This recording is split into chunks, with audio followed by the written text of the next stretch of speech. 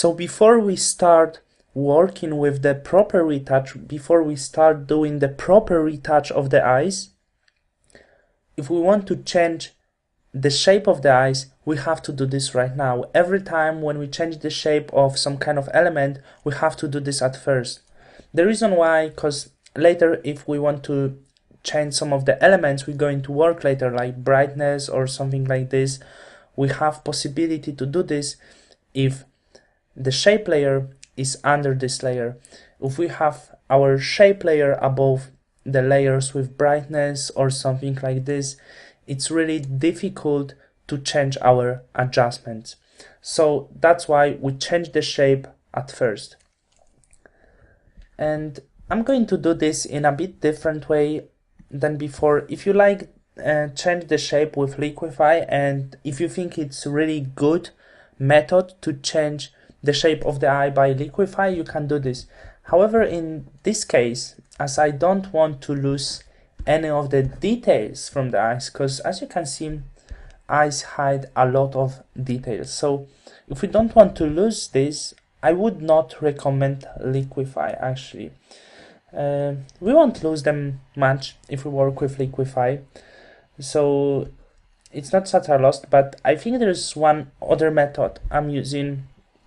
It's not really common, but it's going to be a bit precise. It's going to keep really natural shape of the eye, and we're going to keep all of the details. So the method I'm going to work with is actually free transform.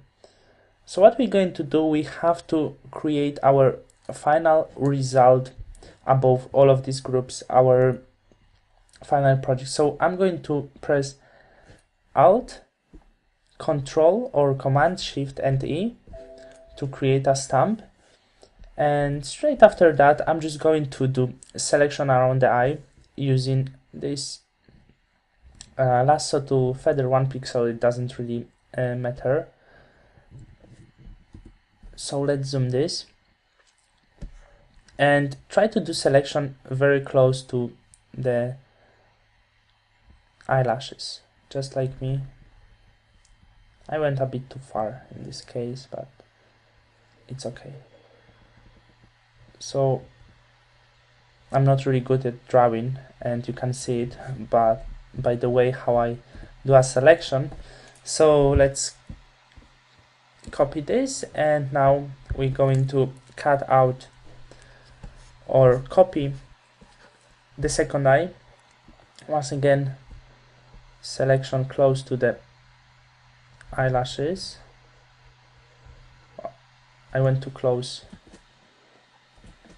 So once again, selection close to the eyelashes once again. And okay, so copy this once again. Have to copy from this layer, of course. So we don't need this layer number 1 anymore, and let's name these layers. This layer is number 3, is our right eye, the right from perspective of the model, so I'm going to call this right eye, and the layer number 2 will be left. So okay, we can put this to the group to not be very messy. Control or Command G, and I'm going to call this group shape. And to be much more clear, I'm going to put this shape into another group, and this group I'm going to call eyes, because right now in this section we're going to work with eyes. So as I said before, we're going to work with free transform, and the thing we have to do, we have to pull up, in this case probably from this corner, this eye a little bit to make this just a little bit bigger in natural way. So I'm going to zoom this really a lot to have some control, and I'm going to pull this up just a little bit, really small change. Okay, let's have a look.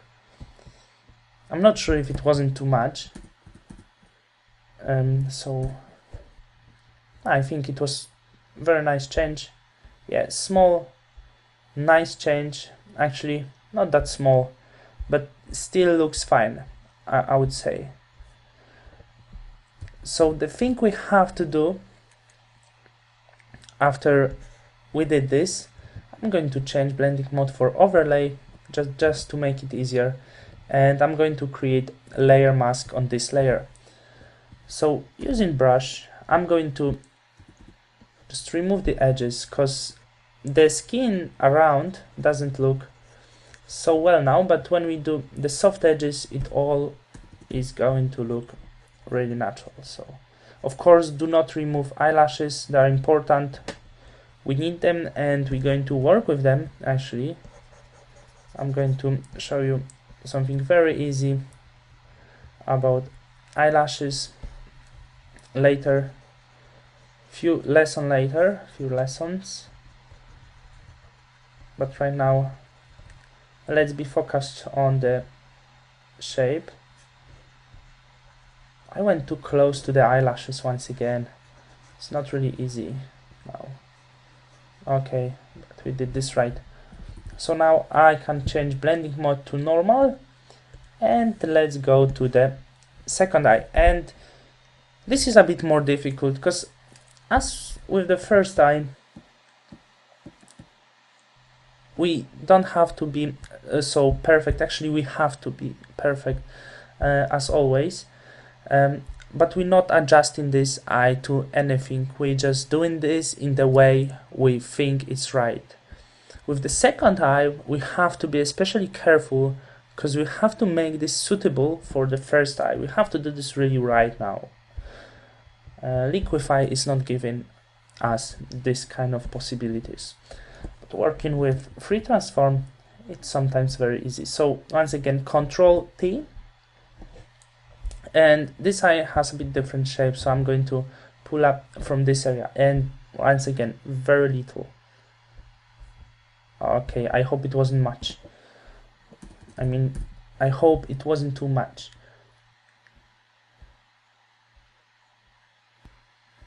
So I think we did really great job. It doesn't happen with the first time often, but if you want to do this right, there's a very simple method. You just have to zoom in once again and Control or Command T and transform this once again as long as you're going to adjust this eye to the other eye.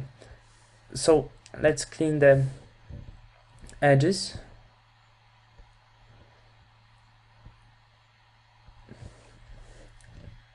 Paint around, brush.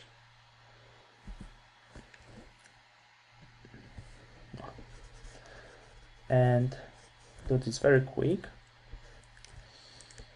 When I was preparing this in the course before, usually I had a bit more problem with shape, but it seems the more you practice, the better you get. That's the truth always.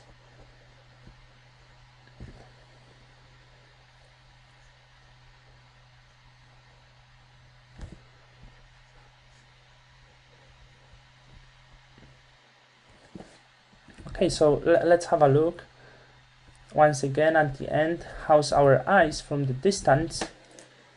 And I'm really happy. It wasn't necessary to change the shape, but because this model had really beautiful eyes, and if your model has really huge eyes, you don't have to do this. But if the model has average or small eyes, it's always good to improve the shape a little bit. It's very small change, so actually not changing much, it still look natural and it still look real. Sometimes it's good to improve the shape. So after this short lesson, we go into retouch inside the eyes.